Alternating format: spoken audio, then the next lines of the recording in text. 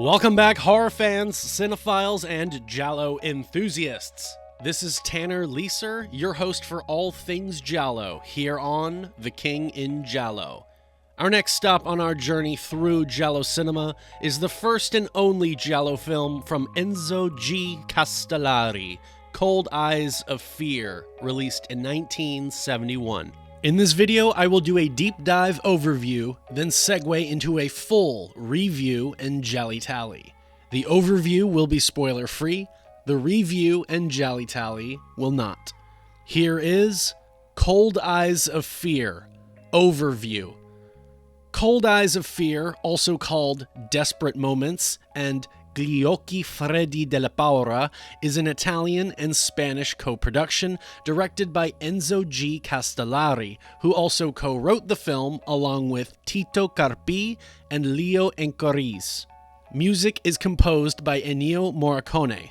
The cast is made up of Gianni Garko as Peter Bedell, Giovanna Ralli as Anna, Frank Wolff as Arthur Welt, Fernando Rey as Judge Bedell, Julián Mateos as Quill, Karin Schubert as the nightclub actress, and Leonardo Scavino as Hawkins the butler. The plot follows Peter, a young lawyer who is also a bit of a playboy, who one night brings a woman over to his uncle's house for a quick romp, only for the evening to be hijacked by two criminals lying in wait. The leader is eager to enact revenge against Peter's uncle, a well-respected judge, for wrongfully sending him to prison for 15 years. Trapped at the house, Peter must act quickly to save his uncle from setting off a bomb. Cold Eyes of Fear came out April 6, 1971, so for the context of our deep dives, this would be after A Lizard in a Woman's Skin and before the fourth victim. I had initially missed this film while going through 1971 because primarily I did not realize that it was a giallo film.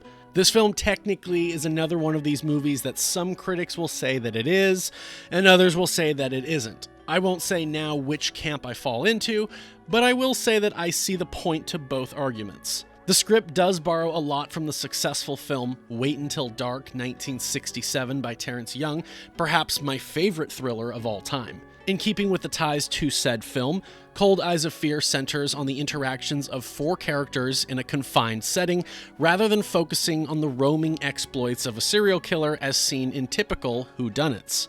The script itself does come across more so as a play script, not unlike Wait Until Dark, which is adapted from a 1966 play of the same name by the great writer Frederick Knott, who also wrote Dial M for Murder.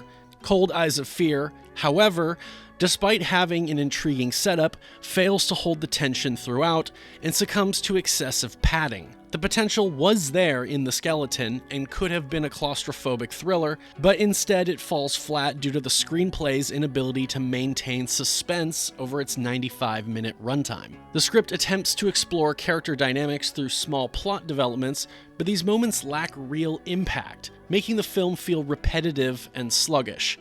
I was laughing at how many times Peter kept defying his captor's instructions to play along, and his attempts to signal for help became a running joke to me. The woman, Anna, also keeps reminding the criminals that they cannot possibly get away with their crimes in an attempt to make them paranoid. By the later stages, it devolves into loud arguments and poorly lit fight sequences in near total darkness.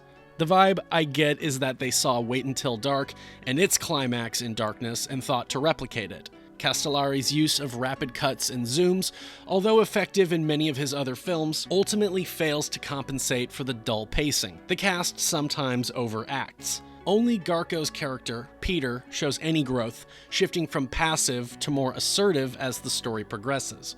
Wolff does his best with limited material, while Ralli and Mateos struggle to add depth to their roles. Even the climax, which features dated optical effects, adds more filler rather than enhancing the story. That said, the film has a few standout moments which are unique. The opening scene has been cited by several critics for cleverly subverting expectations, and can be seen as a sly critique of giallo's violent tropes, presenting them as cheap thrills.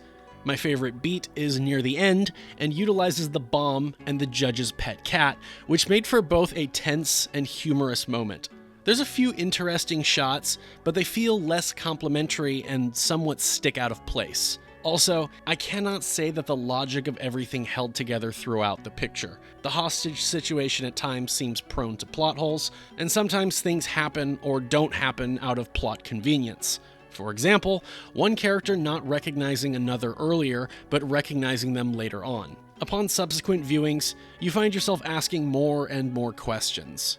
In recent years, Enzo G Castellari has experienced a resurgence in popularity thanks in large part to the home video market, which brought renewed attention to his prolific work in genre cinema.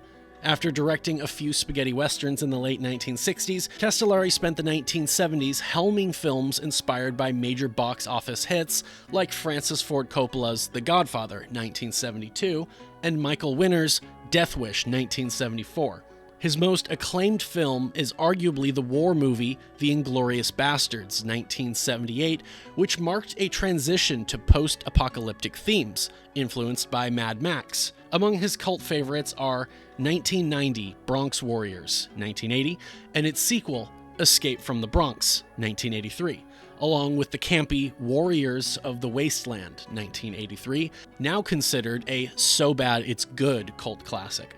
Other highlights from his diverse filmography include The Last Shark, 1981, Light Blast, 1985, and the unfinished Sinbad of the Seven Seas, 1989, starring Lou Ferrigno, further solidifying his place in cult cinema history. Giovanna Ralli, meanwhile, began her acting career as a child in the 1940s and rose to leading roles by the late 1950s. She worked with renowned neo-realist director Roberto Rossellini, delivering acclaimed performances in General della Rovera, 1959, and Escape by Night, 1960, with the latter earning her the Best Actress award at the San Francisco International Film Festival. In the mid-1960s, Ralli made her way to Hollywood, starring in Blake Edwards' What Did You Do in the War, Daddy, 1966, and opposite Michael Caine in Deadfall, 1968. Later in her career, she took on the role of Deputy Attorney Vittoria Stori in Massimo Dallamano's giallo poliziesque hybrid What Have They Done to Your Daughters, 1974. Ralli enjoyed a successful career in both film and theater until her retirement in 2015. Danny Shipka, author of Perverse Titillation, a book on European exploitation films, suggested that Cold Eyes of Fear seemed, quote, designed to be a thriller that incorporated some giallo constructs when the subgenre became lucrative. He concluded that fans of both thrillers and gialli were likely disappointed by the film, noting that, quote, there are plenty of action-packed, gore-soaked gialli to watch, but this is not one of them. But I digress. On to the review. Spoilers ahead for those of you who haven't yet seen the film. You've been warned.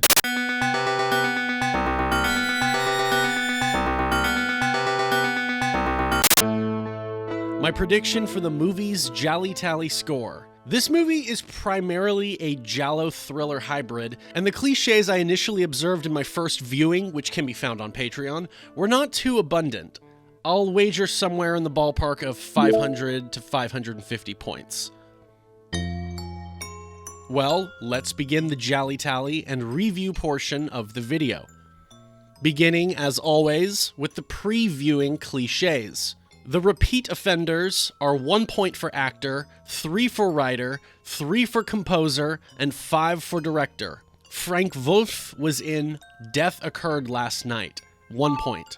Ennio Morricone composed for The Cat o' Nine Tails, A Lizard in a Woman's Skin, The Forbidden Photos of a Lady Above Suspicion, The Bird with the Crystal Plumage, Vergogna Schifosi, and A Quiet Place in the Country, 24 points. Just a reminder that this movie came out earlier in 1971 than where I've left off, so that's why Ennio Morricone has less points than previously done videos. Cliché points for the title: Cold Eyes of Fear. Contains a body part. Eyes, 5 points. First look, 25 points for the Italian director, and an additional 15 points for the movie releasing during the golden age of giallo cinema. And would you look at that, It is plot o'clock. Immediately, we have title card, fade in on foreign locales, London, 5 points, urban locales, 2 points, art featured, statues. Again, one of those cases where there will be plenty more examples later on, 5 points. We follow this man, played by Frank Wolff, as he drives around London with musical scoring by Morricone, which frankly sounds like leftovers from The Bird with the Crystal Plumage. Not bad, just familiar. We focus rack out and follow this woman, who we discover is not alone. K is for knives, 5 points. Whoa, where is he? He could be anywhere. Oh, there he is. The man edges forward. E is for eyeballs, 5 points. She falls to the bed, and the man, after some taunting, cuts her clothes. Extra points for K is for knives, for the blade reflecting the light, another 5 points. The man cuts off more clothing, and N is for nudity, 5 points. The man begins to kiss on the woman. Necking, 5 points. Typical 1970s Italian misogyny. Woman is molested, groped, or sexually assaulted, 7 points. This one might raise some flags in a moment, but we'll keep it. They get a bit passionate, and once his defenses are down, the woman grabs the knife and stabs him. Lights go down, camera zooms out, and an audience erupts into applause. People are into some weird shit. I personally stopped going out to live theater in Seattle, so I kinda get it. This man and this woman spy each other in the audience and instantly seem to have more chemistry than the same woman has with the old chap she's with. And so, they set up to sneak out together. The man pretends to accidentally spill his booze on her garment and offers to help her wash it off. F is for fashion, 5 points. The old chap is none the wiser. The young couple escapes, followed behind by the old chap, who apparently is super inebriated now. He calls out to Anna. Y is for yelling, 5 points. The couple successfully makes a getaway. The chap seems to forget he was even just out with someone, and we have a montage across London. Blah, blah, blah. The fuck is that? It's not dinner. Cut to the young man, Peter, making a call. On the other line is a butler. T is for telephone, 5 points. The butler is employed by Peter's uncle, a judge. Peter tells the butler that he will be coming over with company, and discretion and privacy are a must. Just then, someone enters into the home. Z is for zoom, 5 points. The couple arrive, park outside the house, and sneak in the back. Peter, inspired by the show earlier, aggressively puts the moves on Anna, but she's not there yet, you understand? He really took a gamble there, assuming our play was totally her thing. Peter fixes drinks, while Anna looks around. Close up on a door handle, 5 points. Spoiler, set in a manor or chateau, 5 points. We see the same shot from moments ago. Peter returns with whiskey. Again, he assumes the mood is set and goes in aggressively at the dismay of Anna, although as she reveals, it's not the energy she doesn't like, it's that the outfit costs so much. Peter play chases her around, and the two resume the intimacy. She stops him again. Foreplay is not a word in Peter's lexicon. They continue. We get some nice usage of the lights rocking to and fro. Peter asks how to call her a whore in Italian. They continue some, but are interrupted by the dead body of the butler. Anna runs away, but screams. Peter follows her, and they find their deranged madman, Harry Rote Jr. Wait, no. Sorry, different movie. Sergio Leone takes over the directing for a few seconds here. Extra points for Z is for zoom, for a zoom on eyes, and then zoom on a weapon. 10 more points total. Peter says there's no money in the house and that he is not armed. The two attempt to get the gunman to speak up, but are unsuccessful. He takes control and tells them that they will wait, but doesn't say for what. We have a brief back and forth. The gunman tells Anna, whom he learns is Italian, that London is a shithole, and Anna laments her fortune tonight, then calls the gunman a bastard, which earns her a slap-a-doo. And typical 1970s Italian misogyny, woman is slapped, 5 points.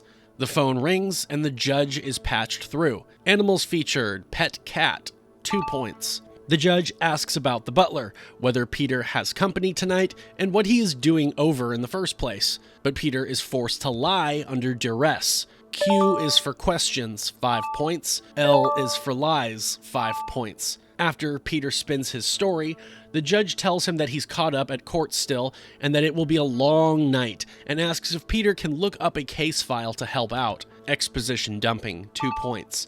The judge tells Peter to look up the court precedents and to call back. Then he writes a note and hands it to a constable to personally deliver to Peter. The gunman interrogates Peter over what he does, things the judge said to him, and his relationship with the judge.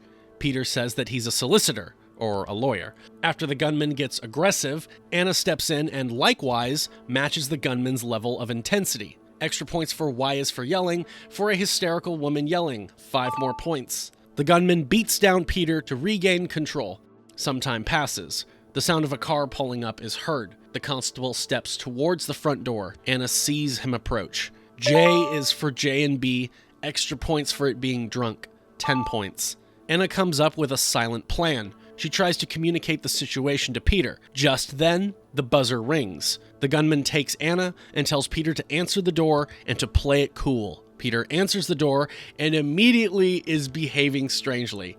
He tries to warn the constable, but he is smacked to the ground. The constable walks in, removes his hat, and asks the gunman if anyone else is in the house. The gunman explains how the butler died of a heart attack. The constable searches the house and finds a bookshelf full of case files organized by year, but the files for 1955 are missing. He looks more thoroughly but cannot find it. He returns and tells Peter that he will need his help to find something, but remarks that his name will remain his secret, and before he can further explain what he is looking for, the phone rings. We'll go back and do S is for secrets, 5 points. Peter answers the phone and once again, nervously tries to lie. He fumbles when answering about whether the constable has arrived, lies about why he hasn't found the book yet, and that he hasn't received any letter yet from the constable. The constable hangs up the phone and reads aloud the letter, which essentially orders Peter to, quote, throw the whore out,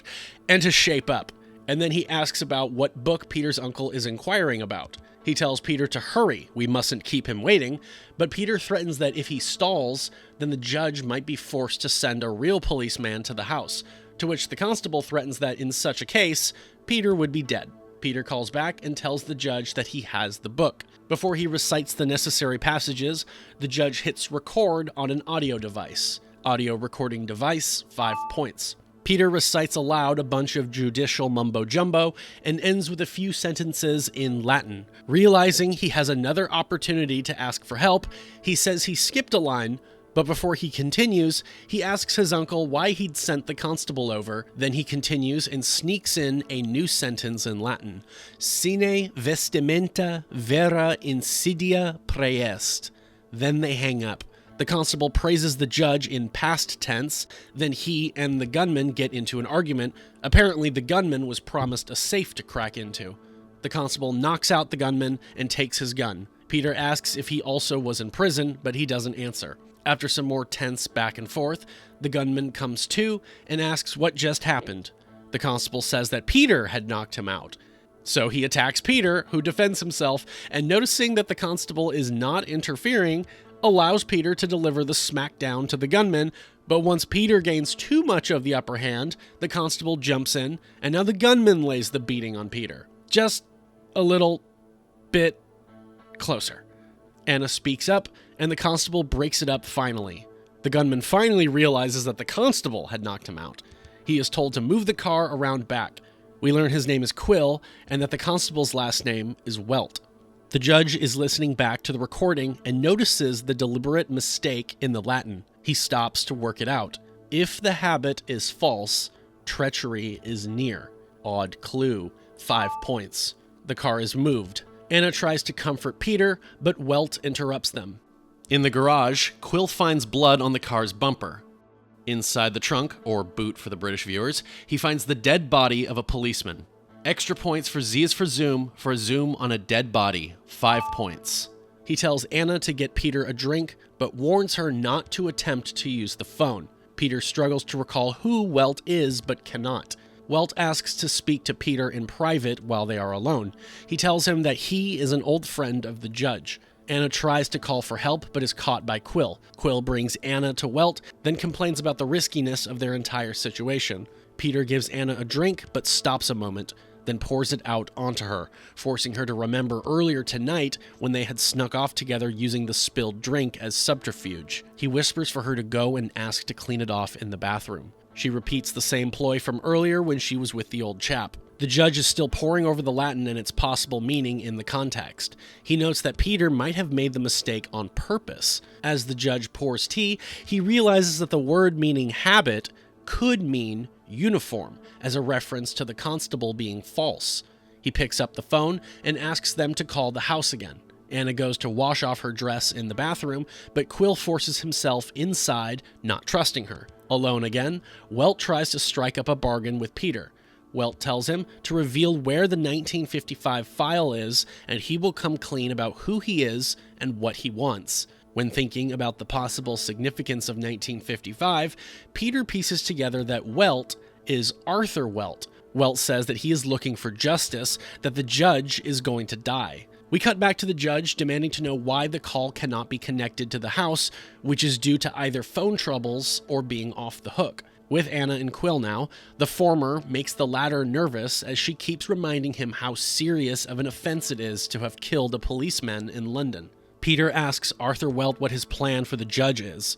Welt says that he plans to kill him with a bomb. We watch a flashback of Welt, dressed as a constable earlier, planting plastic explosive charges at the judge's office, outside his door. Peter says that he won't get away with it, to which Welt admits that he knows. Back in the bathroom, Anna continues to taunt Quill, saying they cannot escape their crime of killing an officer. She goes on to explain how there's no money. She offers that if Quill and her leave now, that she will help him get paid, but he casts her off. The judge is now arguing on the phone over the incompetence of Scotland Yard. He demands to know what is going on. The judge explains the secret phrase uttered by Peter must have a secret meaning and requests to get answers now. The chief says that he will send a radio car over to the judge's house at once, and they'll report back what they find. We watch the police car get dispatched. Anna is now showering. Quill tries to call her out for all this being an elaborate trick of hers, but she insists that his partner, Welt, is crazy and they need to team up to take him down, but Quill seems unresponsive to this suggestion. Welt admits to Peter that the officer was his first murder and that once it was done, it wasn't so difficult. We watch a flashback of him killing the officer earlier. During a ride, the other officer realized something was amiss and tried to apprehend Welt, but they struggled in the car. Reckless driving, 5 points. U is for undercover, 5 points. Welt had pushed the officer out of the car, then put it into reverse and slammed the poor man into a tree. Then he hid the body in the trunk. Evidence seen being hidden may include a body, 5 points. Welt says that Quill is unaware about the officer's murder and that all he is concerned about is the money that Welt had promised him. Quill tells Anna that he is not falling for her tricks. There's a subtle implication that Quill might be in love with Welt, but I'll wait to add that until there's more substantial evidence. Anna suddenly springs her trap and locks Quill in the bathroom. She flees through the darkness, then out of the house. She sees an approaching car and goes to meet it, but is intercepted by Welt. He drags her back into the house. Well, wait, where's Peter? He just left him alone? The car pulls up, and one of the officers gets out and walks to the front door. Before Peter answers the door, he sees Quill tapping his gun on the outside window. Peter admits the officer inside, and again is forced to play it cool. The officer asks to check his telephone. We see Anna knocked out, lying on the sofa. The officer inspects the phone and notices that it is unresponsive.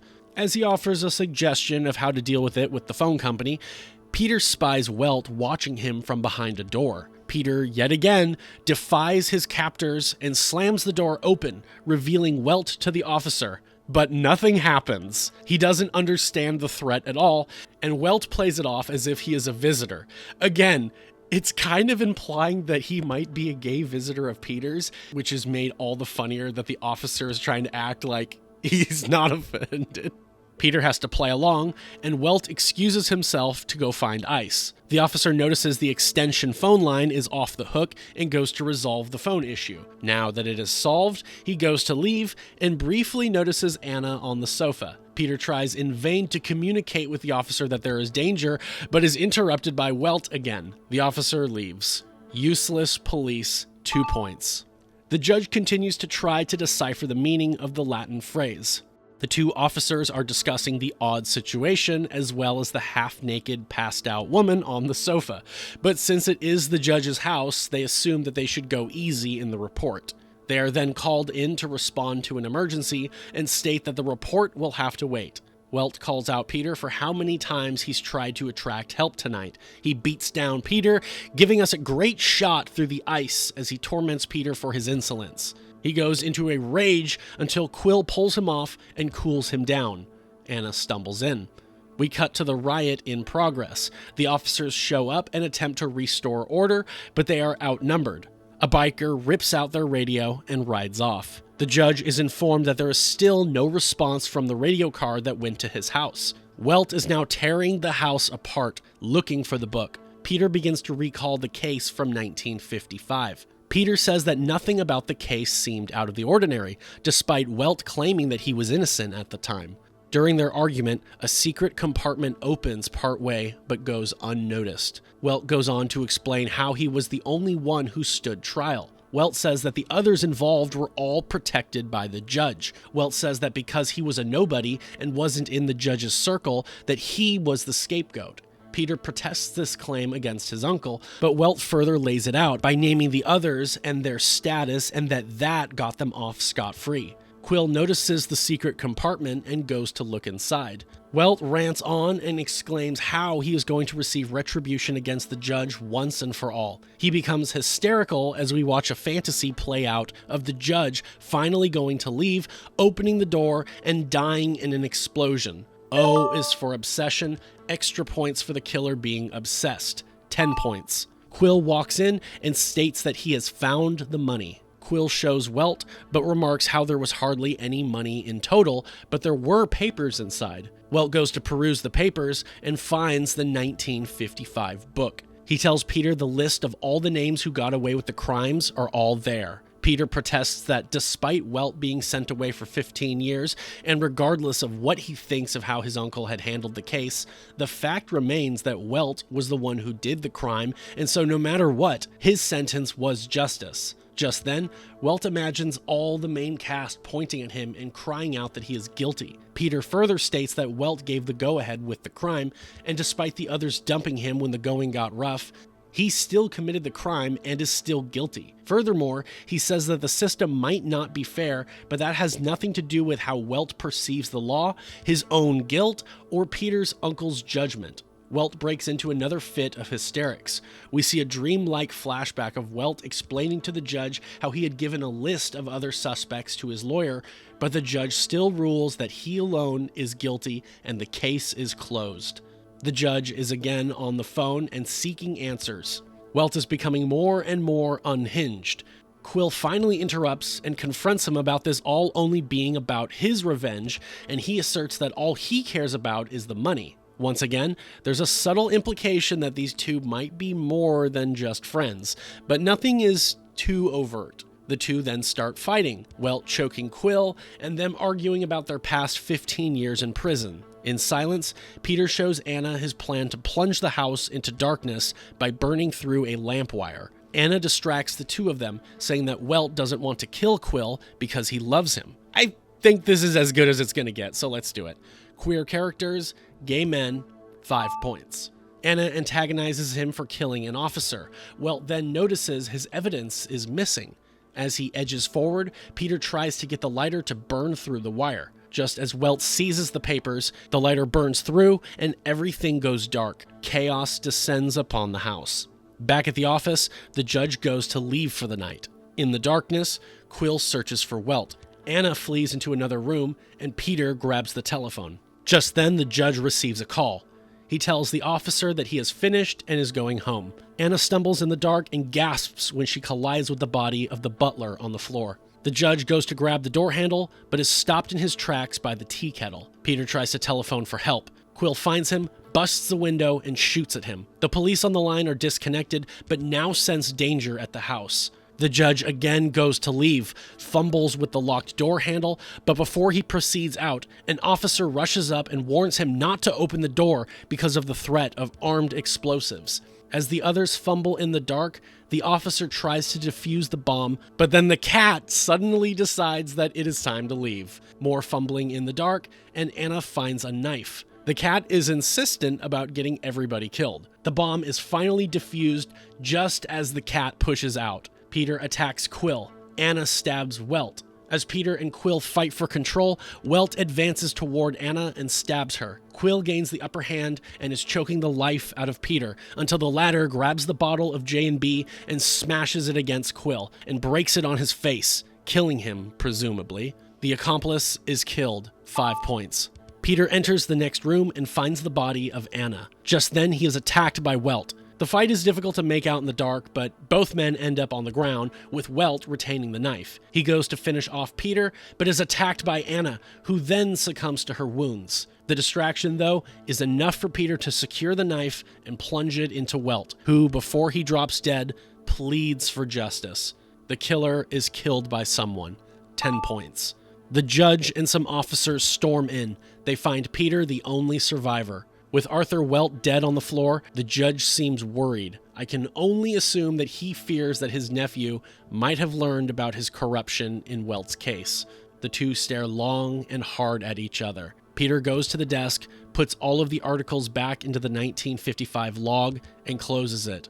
The judge watches with anticipation as to what Peter will do next. In a symbolic gesture, Peter literally throws the book at the judge. Peter, overwhelmed by everything tonight caused by his uncle's bad deed, takes a coat and goes to Anna. It seems that her eyes are moving underneath her shut lids. Whether this is intentional or just a goof while filming is rather unclear, but again, in a final symbolic gesture, Peter literally covers up for his uncle, and the film ends. Real quick, let me mention that I didn't add V as for voyeur in this scene because the lovebirds never quite do much to justify it. I didn't add foot chase because despite Welt having to catch Anna, it was never presented to us as a chase. The killers are also never thoroughly hidden from the audience in terms of them being someone familiar to their victim, which would only have been relevant for this single beat. And finally, Welt's motivation is not impossible to piece together, given his target is a court judge, so I didn't give extra points for S's for secrets.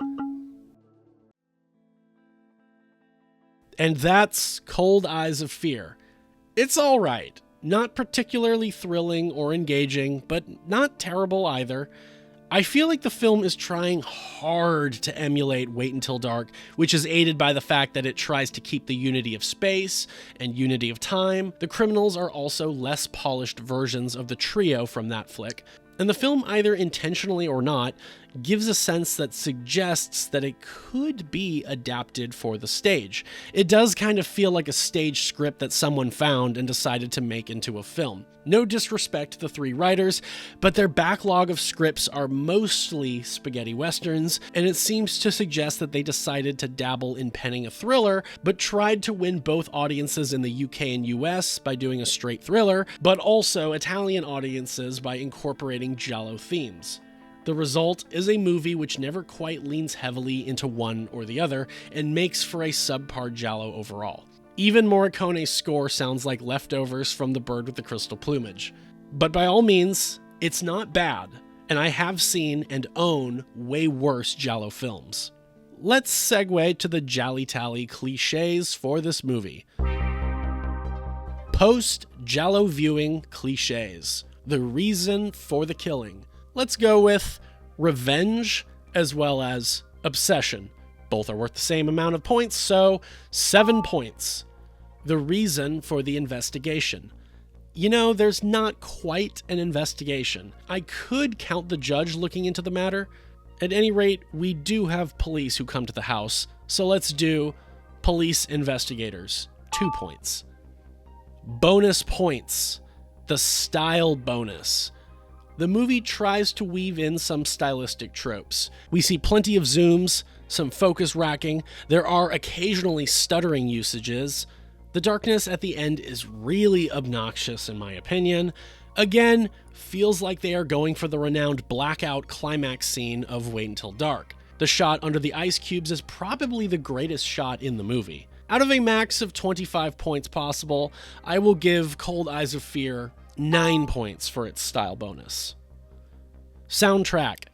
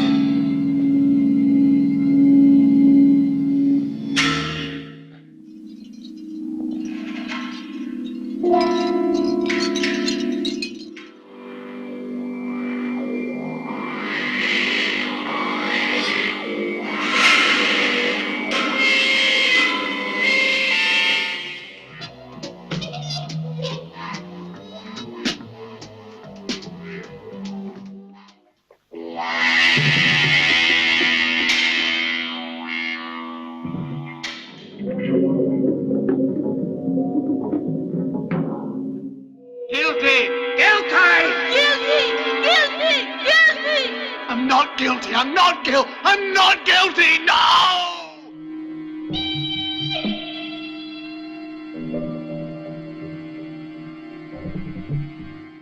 Yes, 15 points. Bad effects. I would say no, but the door blowing up is clearly a miniature, so 10 points. Final look, extra points. The Deadpool, tallying how many kills and deaths are featured in the film. I break it down as thus: 10 points per kill or death scene for the main Deadpool, plus any stylistic kill multipliers, which we didn't add just yet, plus the knife kill bonus. We have the Butler, Heart Attack, 10 points. The Constable, Vehicular, 19 points. Quill, Bludgeoned, 15 points. Anna, Impaled with a Knife, 21 points. And Arthur Welt, Impaled with a Knife, 21 points. Extended Deadpool for those other deaths mentioned but not seen. I give 3 points for each. We don't have any. Red herrings for the total number of legitimate suspects in the film. 5 points per legit suspect are awarded. We have, we know who the crooks are. It's never even hidden from us. Quill and Arthur Welt. But I'll add one more. Anna, because for a while, I thought she was working with Welt and Quill. 15 points. Flashback sequences, 5 points each. We have 1, 2, 3, 4, 5, and 6. 30 points for flashbacks. Nudity, I award 5 points for ass, 7 for breasts, and 10 for genitalia. We have breasts and ass. 12 points for nudity. Ladies and gentlemen, for Cold Eyes of Fear, I awarded the film an AZ score of 13 out of 26. With the bonus points for these, we have a modified score total of 100 points. And for the full GialliTally score, I award Cold Eyes of Fear a GialliTally score of 441 points. Compared to The Case of the Bloody Iris in first with 830 points, Slaughter Hotel in second with 827 points, and A Lizard in a Woman's Skin in third with 759 points, Cold Eyes of Fear is nowhere near the top standing, ranking behind over 20 other gialli. Well, I predicted 500 to 550, and I was way off. But is anybody really surprised if I over-predict the final score? But whatever. Like I say, these points do not mean a movie is better or worse. Please like this video, share it with your friends if they are horror fans or cinephiles, subscribe to The King in Giallo if you haven't yet, And if you have any questions, thoughts, curiosities, or concerns, leave those below in the comments section and I will get back to you. Give The King in Giallo a follow on Instagram and a like on Facebook.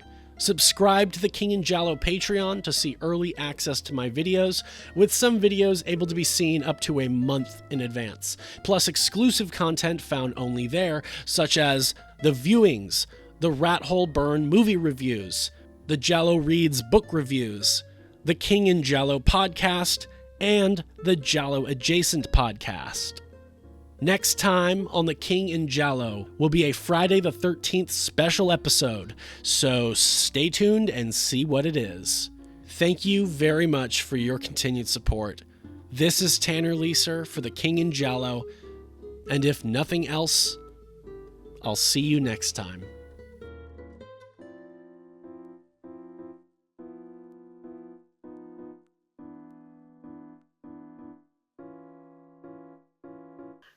I don't know nothing! Stop shouting! Nothing! I ain't shouting!